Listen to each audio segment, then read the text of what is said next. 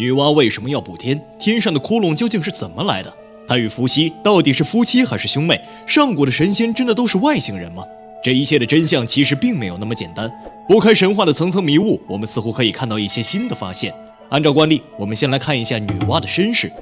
关于女娲的身份，民间众说纷纭。有人说她是人生的，传说女娲是上古时期华胥国的一位女首领所生。相传华胥有一天到雷泽这个地方游玩，结果在地面上发现了一个类似于恐龙一样的巨大脚印。在好奇心的驱使下，华胥就踏着脚印一直回到了自己的部落。没想到回去以后就怀孕了，然后就生下了2个孩子，男孩叫做伏羲，女孩就是女娲。而这个脚印其实是雷神留下来的，因为雷神就是人首龙身的形象，而伏羲和女娲其实是雷神的后代。按理说兄妹俩应该是人首龙身，但是华胥并不是神，所以伏羲和女娲就只继承了一半神的血脉，因此他们只能是人首蛇身的形象。女娲和伏羲除了是兄妹之外，两人还是夫妻关系。那为什么他们俩能近亲结婚呢？其实我们不要拿现在的人生观去看待古人，也许我们现在觉得无法理解违反人伦的事情，在那个时候其实是很正常的现象。就比如以前古时候很多的皇室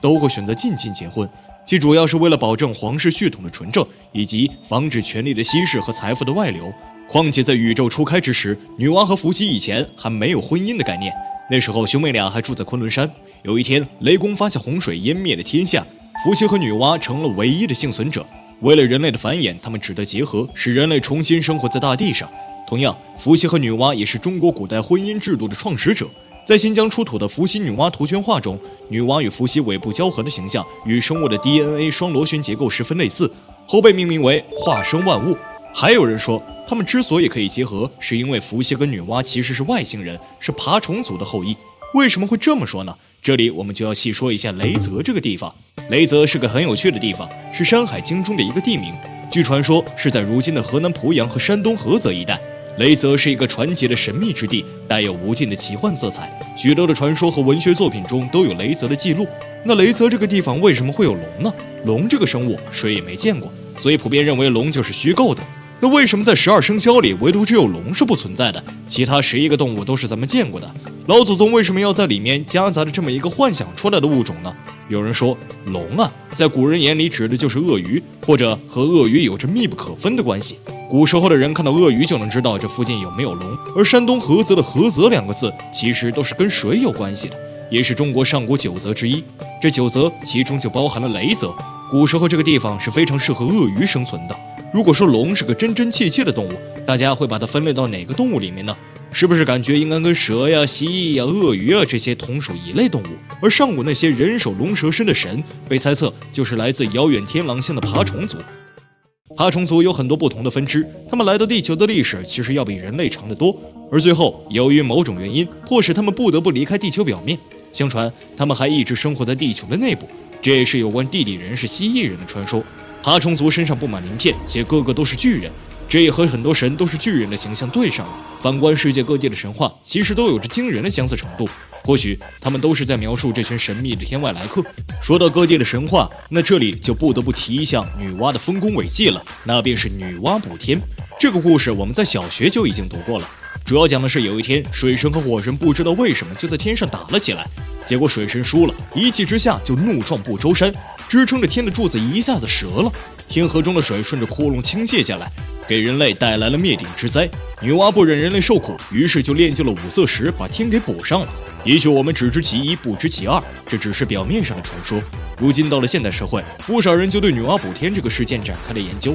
很多考古研究者发现，虽然女娲补天的故事主要记载于中国，但其实在世界各地古文明的古文献资料里都有着大洪水灾难的记载。考古学者对各地有关记载洪水泛滥全球的时间进行了比对推算后，发现并不统一，有的甚至超前了几千年。就拿中国大禹治水和女娲补天的传说来说，考古学者推算两者在时间上就差了1000多年。难道在过去地球上曾多次发生过全球性的洪水大泛滥吗？考古科研者为了弄清楚洪水的大概时间，从出土的古文物发掘了地下远古遗址壁画以及大量的古文献资料中，仔细搜集远古时期有关地球洪水之灾的蛛丝马迹，希望能找到具体的时间记载。经过一番努力的计算，最后得出了一个推论：地球上的确曾发生过大大小小多起的洪水泛滥之灾，但真正持续时间之久、造成破坏力之巨大的，还是传说中全球都知晓的诺亚方舟大洪水事件。这也刚好解释了为什么世界各地的神话都有着大洪水灾难的记载。由于这两个故事在时间上基本上是相符的，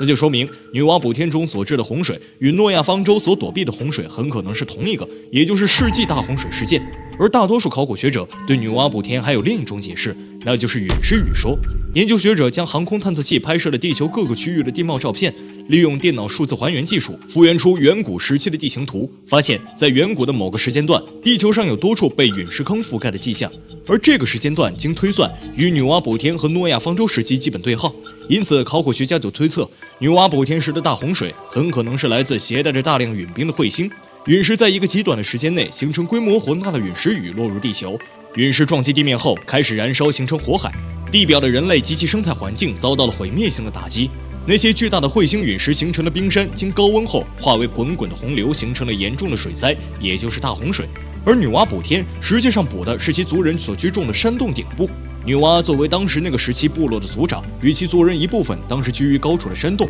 洞顶被陨冰碎块砸破了个洞，他带领族人先修补了洞顶，这里的洞顶即为天，然后又治理了洪水，战胜水灾后被族人称为圣母，并被代代传颂。灾难过后，地面上留下了大量的陨石撞击坑，当时生活在附近的居民很有可能就是亲眼目睹了这场灾难。由于古人的认知有限，便以为是西北的天塌了，出现了窟窿，并以通俗易懂的方式记录成神话故事流传下来。其实有关女娲补天的故事还有很多的解释，有说女娲补天其实补的是月球，也有说其实补的是外星飞船。其实大多都是人们的猜想，大家只当个故事去看待就好。神话故事就是这样，可以让人们激发出丰富且无限的想象力。这也是为什么在很多的儿童读物里有着许多的神话故事，目的也是为了拓展孩子们的视野，丰富他们的想象力，满足孩子们的好奇心。这也是老祖宗给我们留下来的一笔财富。好了，有关女娲的传说我们就先讲这么多。如果大家还有其他的见解，欢迎在评论区里留言讨论。本期的视频就到这里了，我是六戒，咱们下期再见。